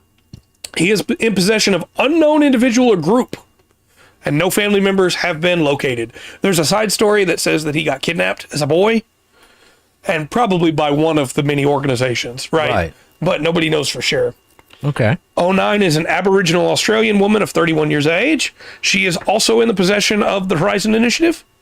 Okay. And so is 010, which is an African American man of 28 years. Sorry, I'm wording that in a really weird way. Right. But he's also currently owned and controlled and no rights to his own self By the Horizon Initiative? by the Horizon Initiative. Okay, that's 3 in there. Which is a problem. Yeah. It's one thing if you have... The Foundation relies on SCPs to defend itself. Yeah. And when your enemies have 3 people they're holding against their will, maybe not against their will, we're going to get to that too, Yeah. that can just shut down your SCPs. That's not cool. SCP-011 is a Nigerian man, 45 years of age. His family was present during his recovery. His eldest son was offered armed resistance originally, and they killed him. Yeah. Remainder of family was administered Class A amnestics and has forgot he exists. So again, if you're going, well, man, at least the Foundation doesn't hold them against their will. Yeah, they do. Yeah. 012 is an Arabic woman. She was killed by members of the Chaos Insurgency during the recovery effort. And we're going to get to her story, what happened to her. 013 is a Korean American woman of unknown age, and she is actively frustrating recovery efforts. Okay. She's out there stopping them. She's not letting them take her in. And they can't just shoot her because, bad things happen. And finally, 014 is a Navajo man. Again, very important that he's Navajo. Remember, the group that wants to burn all the SCPs down was Navajo. He's recovered by Foundation personnel after contact had been made between the subject and SCP-1295, which we're going to get to later, because I have a story on that too. I told you, this is the long one. I got stories it's been going on for years. Yeah. No, they're all interesting. A lot of people love this one. I mentioned earlier that the Gate Guardian is a lot of people's SCP-001. Yeah. As this one has come out and years have gone by, this one didn't get a lot of acclaim at first, but it's become much higher rated over the years. Okay. Because the site uses a basic rating system, a plus and negative, plus and minus, I guess. Yeah. But I love this SCP. It's so cool. So there was an interview between one of the doctors and SCP-00105, the one that died, that was 101 years old. And in the interview, the doctor says, "You spoke last time of having a specific purpose. Could you please explain?" 05 says, "I am here to help set things right." Sorry. Yeah. The doctor says, "Go on." 05 says, "The world is broken, doctor, and my brothers and sisters and I are here to heal it, to gather together and prepare the way for what is to come. The process has already been set in motion, though regrettably, there have been some setbacks." Doctor says, "Please explain." 05 says, 01 was the one, he says his name, but it's redacted here. "He was the one who was to gather all the rest. With him now hovering between life and death, that duty falls to us, but we know only glimpses of a few others in our number. It is enough." The doctor says, "You don't fear for his safety?" 05 says, "Death is just another part of what is meant to be. It's nothing to fear." Yeah. The doctor says, "An admirable view of things. How did you learn of your purpose?" 05 says, "I had a dream. Portent, prophecy, hallucination, call it what you will. It planted a seed in my head, an intuition, you might say. It was the next day I met 01. The doctor says, "Can you describe the dream?" 05 says, "There was a man in rich clothing, like a king or an emperor. He kept saying, 'Where is the tailor? Where is my tailor?' and pacing back and forth. Each time he asked it, another voice would answer, 'He's close now, he's close at hand.' But he did not arrive. The man became more and more upset, and as he paced, moths came and landed on him and began to eat away at his clothing. His robes began to fray and rot as more and more moths landed on him, and some even bit his skin. But then the doors opened, and there arrived not one tailor, but dozens, led by the most masterful tailor in the kingdom. The king was overjoyed, for he knew he would be saved from the moths that tried to consume him. I woke up then, and I knew. He found me, and I follow him." The doctor says, "If you'll pardon the dramatic phrasing, when all of you come together, the world will end, correct?" 05, chuckling, says, "Doctor, the world has already ended. This was to be the last war. The world's time is come and gone, and it is stretching thinner by the day until there will be nothing left but the moths. But there's still some time left. We can find each other on our own." Doctor says, "And when that happens? Quiet days, doctor. Quiet days and peace." Yeah. See, if we get rid of the people, then be a lot quieter. Yep. Just saying. So I have a series of incident reports. The Foundation records every time that one of the members was lost. Yeah. And there were 2 lost, as you remember, 5 and 12. Yeah. And the Foundation also records some of their attempts before 5's death to introduce 001 to other SCPs. After 05's death, they stopped doing that. But before 05 died, they still wanted to, try it. Try to see. Just need to check this out. So this is Incident Report 001-05EX. Security Memetic, and all the Memetics have really fun names that are supposed to be like, hey, this is the grade Memetic that it's going to be. Once you hear this information, you'll never be able to like forget it. Yeah. You know, and the amnestics also have fun names, but the Foundation normally just refers to them by their classes. This is Memetic. What sword shall you choose? Okay. The event occurred upon the death of SCP-001-05 at 2212 local time. MTF squads stationed at Site 41, Site 98, and Site 203 were deployed in response. That's Mobile Task Force squads. Liquidation protocols for all items within Site 128 were authorized at 2215. Within 3 minutes, a whole site was wiped out. Yeah. They had to blow up an entire site. Something went wrong. The event type was localized crisis. The resulting anomalies were a self-replicating substance similar in composition to clay. Upon contact with a vertebrate organism, the substance would mold around the host, overriding the host's behavior. Without nearby host, substance would spread along ground or coalesce into large masses. Now again, these just happened. It wasn't that a portal opened up and they stepped out. When O5 died, the portion of reality that he was defending was left unguarded for a minute. Yeah. And these just happened. Eight-winged entity with avian and cephalopodin traits, measuring 70 meters in wingspan and 45 meters tall, would manifest swarms of entities outwardly similar to crows or ravens, measuring approximately 3 meters in length. That's a big crow. Yep. Or raven. Yes. A series of 109 great cubitohedrons. Let me try that one more time. Cubitoboctahedrons. I got it. I don't know what those are, but I'm assuming they're giant shapes. Yeah, aren't they the cubes inside the cubes? Yeah, but the virus head Probably. shape. And you got the. Anyway, yeah. Go ahead. That sounds better than cubes. Oh, it could be either one. I don't know. Measuring approximately a meter in width. So it's 109 of them.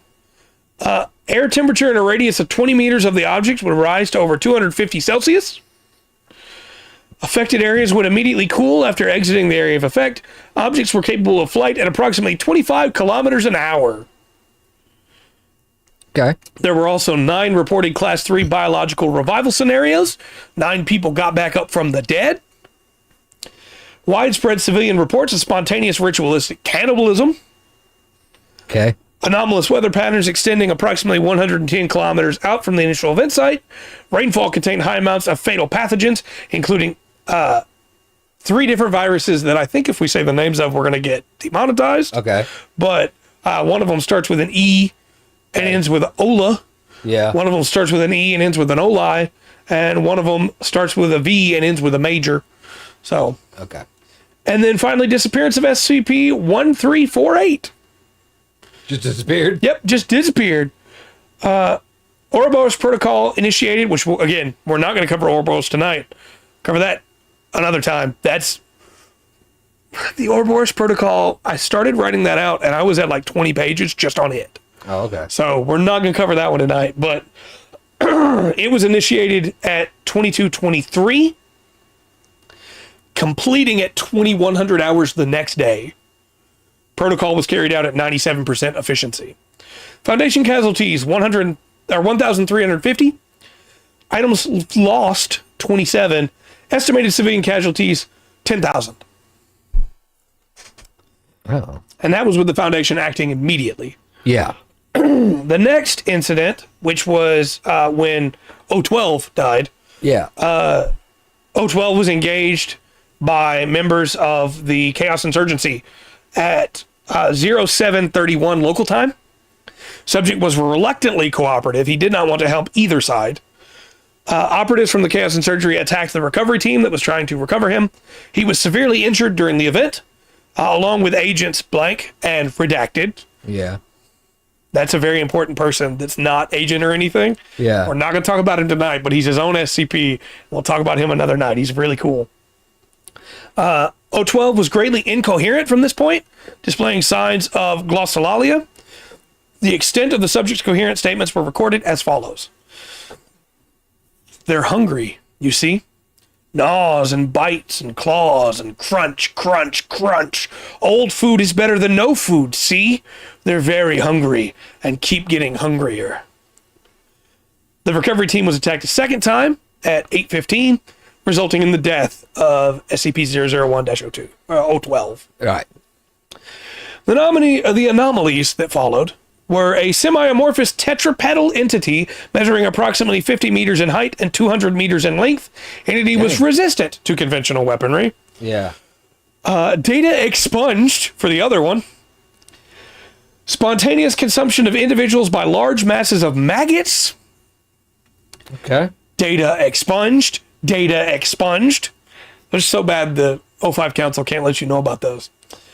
Flash flooding consisting of a mixture of 2% chocolate milk, crude oil, chicken broth, and rabbit feces. Interesting. Don't drink that. No. And the reappearance of SCP-1348. Okay. So it came back, and we're going to get into that because it's a really cool change that happened there. I'm trying to finish this one before we run out of time because this one's really cool. Recovery efforts were nuclear deployment authorized by the O5 Council. Ouroboros Protocol initiated at 8:46, completing at 7:30 the next day. Protocol was carried out at 61% efficiency compared to the 97 before. Yeah. And that's why data's been expunged. Because it wasn't fully cleaned up, and we can't let you know about it. Yeah. Because it was probably a memetic hazard to begin with. Notes: the Islamic Republic of East Samothrace has been classified as SCP-1173 on account of reality instability caused by flaws in the operation of the Ouroboros Protocol. Okay. Foundation casualties, 8. Estimated Chaos Insurgency casualties, 25. Estimated civilian casualties, 175,000. Yeah. So what follows here is pretty much, we're close to the end of this SCP entry, but it is conversations between SCP-001 and other SCPs. And that also means I have to give you a brief, version of what is this SCP, because otherwise it's not going to mean anything to you. But this is a conversation between SCP-001-02 and SCP-361. SCP-361 is a bronze Etruscan artifact in the shape of a sheep's liver. It looks just like the liver of Piacenza, I think. I can't remember how to pronounce it here. I tried to look it up and got a bunch of different. Okay. Yeah. But it talks like an automated message. I'll give you an example of what it normally sounds like. If you introduce a sheep's liver to SCP-361, SCP-361 says, "Welcome to Horusco. Your sacrifice is very important to us. For Tinia the Thunderer, please perform a horizontal incision on the offering. For Atia of the Underworld, please perform a vertical incision. For Maris, lightly cover your offering with the ash of a dead warrior related to you by blood." Okay. So that's a fun one. Again, after we get through the 001 proposals, we're going to get some really fun. We're going to be through 40 an episode. It'll be no problem. Okay. But these are the big ones. So the conversation between O2 and 361. O2 is instructed to introduce a sheep's liver to SCP-361, which is the activation protocol for 361. 361 says, "Welcome to Horusco. Oh, it's you." O2 says, "So it would seem."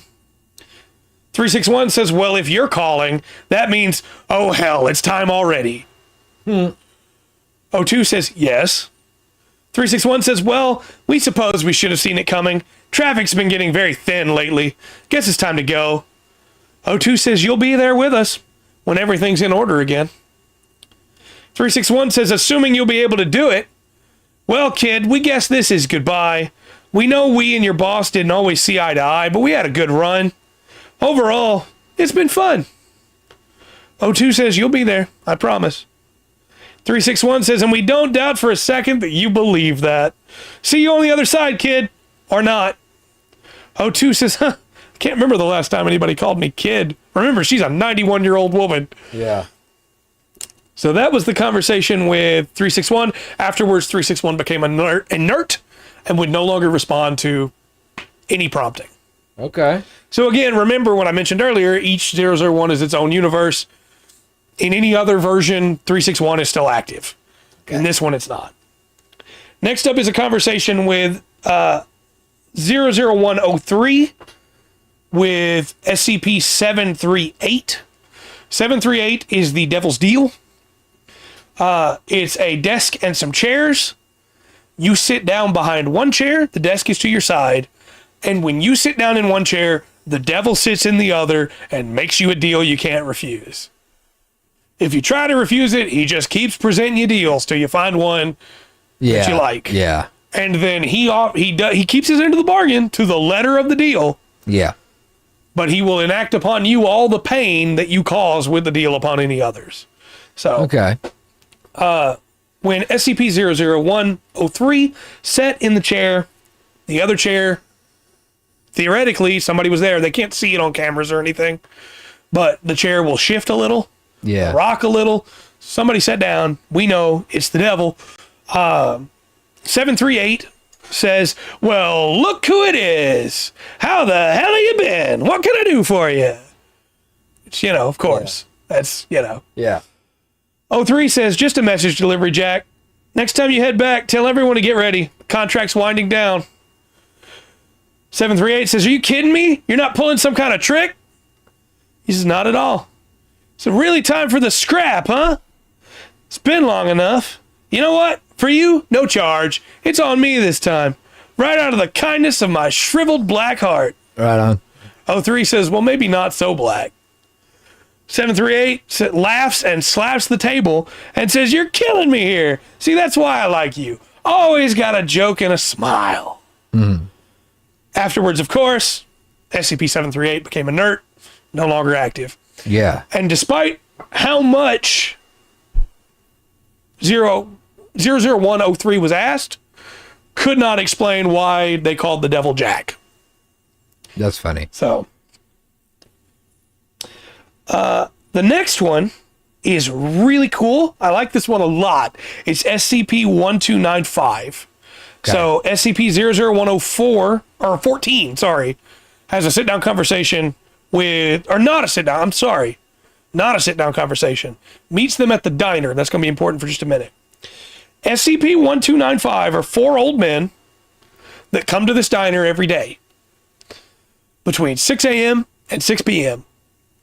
If they can't get into the diner for any reason, terrible things start to happen. People get mad, people get sick, people get slow. Yeah. Bad things start to happen, and wars break out. Yeah. These are the 4 horsemen of the apocalypse. They came to Earth early. Okay, hold on. Yeah. The last one sounded like it was written by Douglas Adams. Right. All over with the answer machine and all that, right? Yeah. This one sounds like it's written by Neil Gaiman on that. So Definitely inspired, right? yeah. You're going to love this next part. They came to Earth early because Pestilence saw the mushroom cloud in World War II Yeah. and thought that was the end of days. Oh. So now they're stuck here waiting for the end of days. Okay. Yeah. So they go to this diner every day to kill time, right. waiting for the end of days. So SCP-00114 finds them at the diner. That's how he gets caught, is he was finding them at the diner. The Foundation was already watching the diner, so they just pick him up after that. He says, gentlemen, if I might have a moment of your time. One of the 4, because they're all SCP-1295. I can't tell you which one's talking here. I don't know. Okay. One of the 4 says, why, look who's finally here. Boy, do you know how long we've been waiting for you to show up? What took you? 014 says, I apologize. I only was recently made aware of my duties. Another one of the 4 says, don't worry about it, kid. Dwight here is just being a jerk. What he meant to say is it's good to finally see you. Yeah. Another one says, not that sitting here wasn't nice, but a man can only eat so many fruit cobblers before he gets tired of them. It's time to get back to business. 14 says, that is indeed what I'm here for. The time for your ride is drawing near. I was tasked with letting you know this and asking you to begin your preparations. I was told you would know what to do. One of them that hasn't spoke yet says, that we do, my lad, that we do. I'm not one to brag, but there ain't no one in the business that knows better. Yeah. 14 says, I would like you to remember that we live in different times. This task requires a surgeon's scalpel, not a broadsword. You'll need to be gentle this time around. One of the other ones says, blast, I was afraid you'd say that. One of the other ones says, don't you worry. We'll be as gentle as anyone could ask for. I suspect we'll see you again before all this is through, my boy. You take care. Then to the others, he says, come on, lads. Time's a-wasting, and we got a lot of stuff to get ready. Ride out. And then they vanish. Okay. And they no longer appear at the diner. They become inert functionally, right? There are 3 more Okay. to read for you here. We're going to be cutting a little close, but I think we'll get this. The next one is SCP-1348 meets with, or doesn't actually meet with anybody, I'm sorry. After the death of O5, remember, 1348 disappeared? Yeah. And after the death of O12, it reappeared. Yeah. 1348 is the ritual site deep within a cave in Syria for a strange lion god that the whole procedure is inside the cave. If you enter and aren't ready for it, if you weren't prepared, if you hadn't taken any kind of drugs to be able to help keep you sane, you get bought into the ritual. Ah. You perform the ritual, and towards the end of the ritual, there is a sheath, as it's described, in the middle of the ritual center. It's a dome almost. Okay. And the sheath opens, and you're not supposed to look inside. Oh, okay. And then it closes again with the ending of the ritual, and everything's fine. Well, after it disappeared, the Foundation got very concerned. Yeah.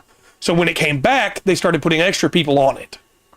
Now the ritual was different. Before, there was one guy that they found there, and he was old and sick and dying, and he died when they arrived, and the Foundation had to keep the ritual going because they didn't know what would happen if they didn't. Right. After it returned, there were 5 people there, and they were fine.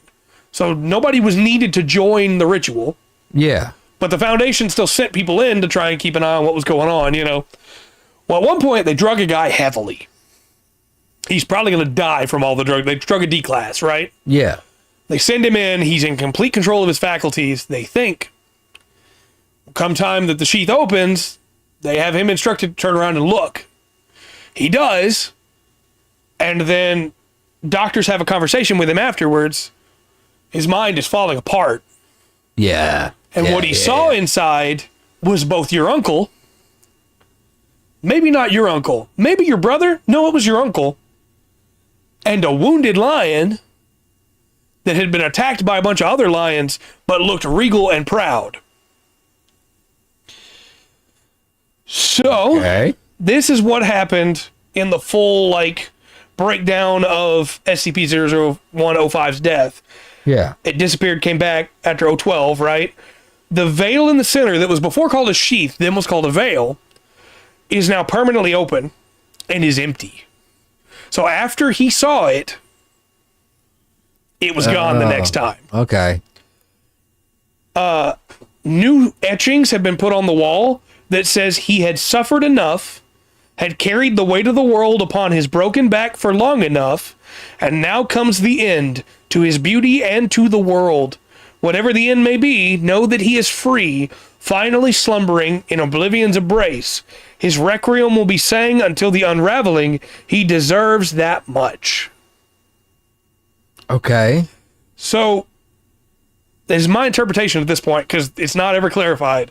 It feels to me like these have been sent by all the gods. Yeah. To gather the end. Right? Ragnarok style. Yeah. Of, hey, it's time. Go gather them all up. You know? And it seems like the lion god was allowed to rest.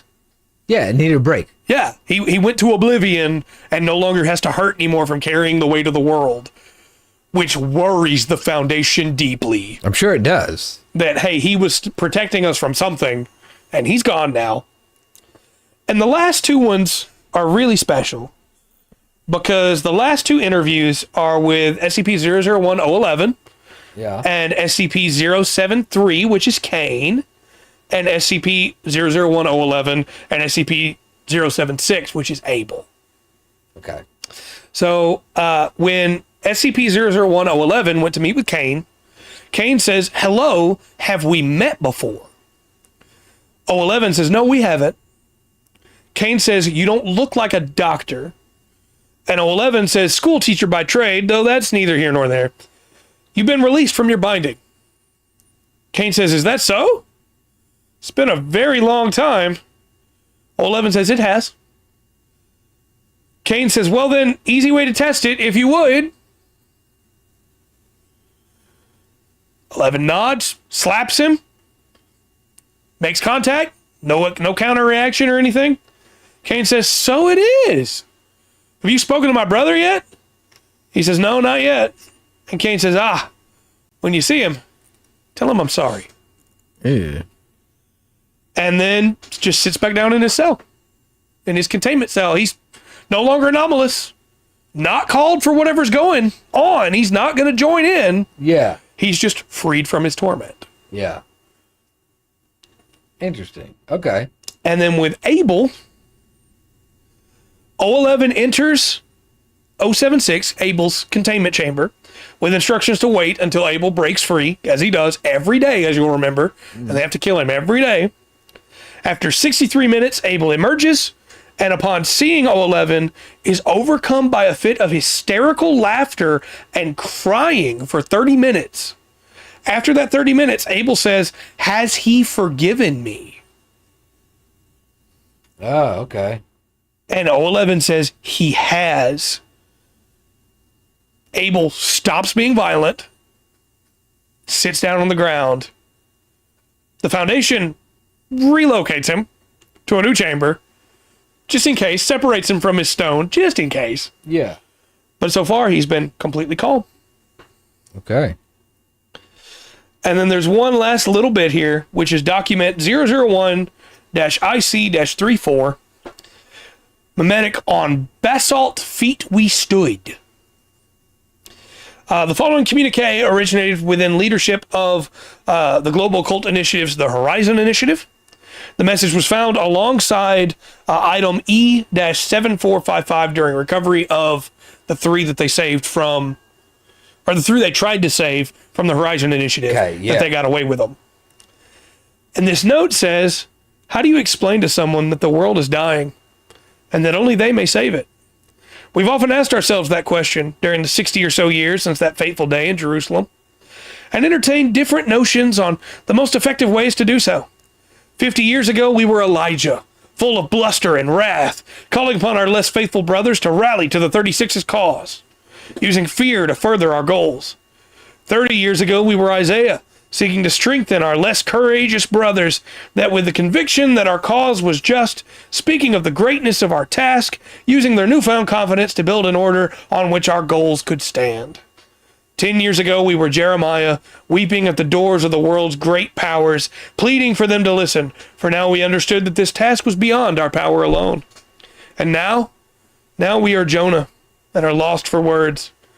How do we make you understand what is at stake when the only way you could see is to let everything your organization ever did go for the word of 3 old men? That is too much to ask even of righteous men, and we are not yet certain you are such. All we can ask is that you listen. You have seen what the 36 can do. You have seen the way the world unravels around them, but you do not understand why. You see them as just another entry in your great book of diseases, a threat to the wholeness of the body you keep, the world. It is not so. The items and phenomena you keep hidden from the world are not diseases. They are symptoms, and you are not keeping the world healthy by masking them when the underlying condition is ignored. The problem is that this condition is chronic. The world is simply old, and the 36, they might make it young again. For them to be able to do so, you will be required to make the ultimate sacrifice. You must relinquish your identity. You were made to secure, and we are asking you to trust in the unproven. You were made to contain, and we are asking you to release. You were meant to protect, and we are asking you to leave the world vulnerable. It is an impossible request, this we know. But you must fulfill it if there is to be any hope for us. Release the 36. Let them come together. Let them do what needs to be done, and we shall follow. Help 3 old men make the world young again. Don't let it die. Interesting. That's a good one. Yeah, I like that one a lot. Yeah. Well, that one going through, whoever wrote that, I don't know how deep it goes, but they understand some stuff about the Bible. Yeah. For sure. Yeah. See that, what they call it, that was a good call out for the prophets. Mm-hmm.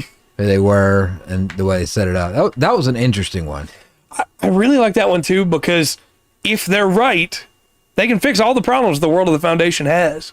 Yeah. But to do it, it has to go against everything the Foundation believes in. Yeah. You know? It's really cool. And I like that they say you were meant to protect. Because everybody knows the Foundation's not really protecting. They are, but they're protecting the upper echelon of the Foundation. The elites. And the world for the sake of the echelon of the Foundation. Yes. For the 05 Council. So again, there's a lot more of those. We've been going chronologically. The next one chronologically is the Ouroboros cycle. Okay, and now you'd mentioned that a couple times about them, like when they wipe an area. It's a whole process. You start at the top, you go all the way down, then you come back to the top. And you wipe everybody. So the site director gets wiped twice. Okay. But and that the more times you get wiped, the worse it is for your brain. Eventually you'll die from it, you know? Yeah. But with great power comes great responsibility. But wrong universe. We're probably, the next time we cover this, I'm going to try and write up the Ouroboros cycle in a way that can be covered in 2 hours. Okay. Most of the videos that I saw on YouTube about it were 4 or 5 hours long. Wow. So if I can't do that, then I'll make a very brief summary and we'll just move to the next ones. Okay. And if you're really interested in that one, you can go check out the big videos or you can go read it yourself, you know. Wow, there's a website. Yeah. So some might call it the database. Right. Or the sheaf of papers. Yeah. Where you can go if you dare. So, which of those was your favorite? There's a lot of them that we covered tonight. We covered 10. Well, I like the Gate Guardian a lot because it's like this. We have all this power, and this is something we just can't do anything about. Yeah, you know, I like that idea of that. The last one was very good, though. Yeah, I really like that last one a lot. A detailed 36. Yeah. Chat, let us know which one's your favorite too, and if you're watching on YouTube, let us know which ones were your favorite. Yeah, I'll find out. So where are we going next? Ooh, I don't know. I got the list. Yeah. Find some SCPs in our world. Looking at the mythologies of the world. I love talking about SCP, so I'm glad that you're like, yeah. That's fair enough. Yep. Fair. You got me. Which one's your favorite? Probably. What do you think about Tonga?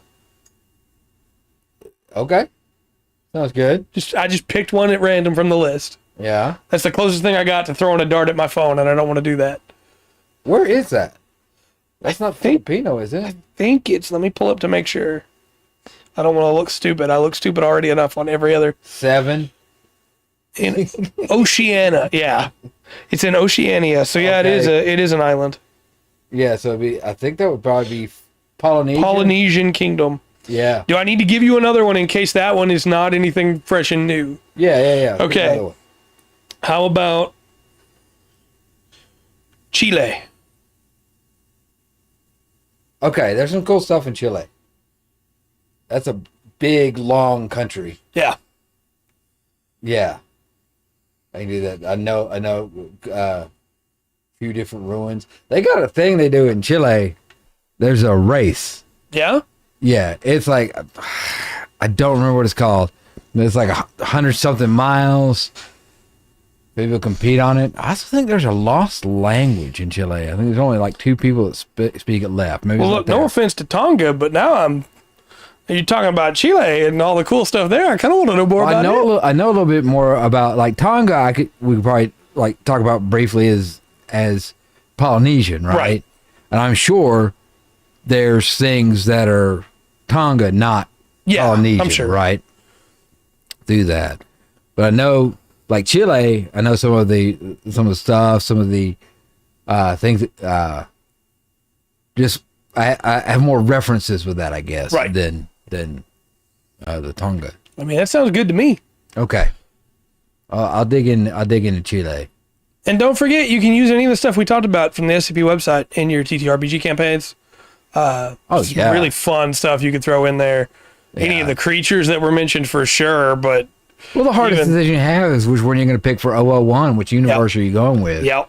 You know, and you could run some really cool stuff in there. especially with like Shadowrun rules. Yeah. I bet Call of Cthulhu rules would do. I bet it would too. Yeah, would work for this, especially because Cthulhu's in the world. Right. It's a little bit different system, not so much running and gunning, but yeah. Well, tomorrow, doing a 4-hour Road to Goaty stream for Liza P. Yeah. Trying to get further in there. Monday, we'll be back in Lotro. Tuesday, we'll have a regular podcast. Wednesday, you'll play Relicta. And next Thursday, we'll be talking about Chile. But just a reminder, again, I'm going to make a YouTube post about it. I'm going to make a YouTube video about it so everybody can see. We're going to be moving to just streaming on Twitch. We've had a lot of problems with the software that we've been using. It's why Rundgren hasn't been able to stream Relicta for 2 weeks. Yeah. Because we couldn't get it to work both Wednesdays. And people say, well, it works great sometimes. Sometimes it does. Sometimes it doesn't. I'd really rather have a little more consistency. Yeah, that would be great. Yeah. So we'll be switching just to Twitch. Again, people on Twitch, you're not going to see any big change there. The only change you're going to see at all is we're not going to be counting votes from YouTube anymore for the vote on the end of Tuesday nights. So that's it. It's the only change you're going to see. But YouTube folk, the video will still go up. I know for a lot of people, they only like to watch them live. In that case, please jump over to Twitch with us. We have a lot of cool emotes and sound effects and sound alerts you can play with. But I am sorry for the inconvenience it's going to cause you having to make a Twitch account if you don't have one already. Yeah. But otherwise, I promise there's cool stuff on Twitch. And it should, I said they won't see any difference, should get rid of the lag that Twitch has been having lately too. Yeah. So that would be great. Cutting a big step out. So anything else that we forgot? I think we got everything. I don't think so, man. You going to sign us off? Yeah. All right. Until next time, I've been Trey. I've been Rundgren. And this has been the Full Spectrum TTRPG podcast. Remember to always enjoy the full spectrum that SCPs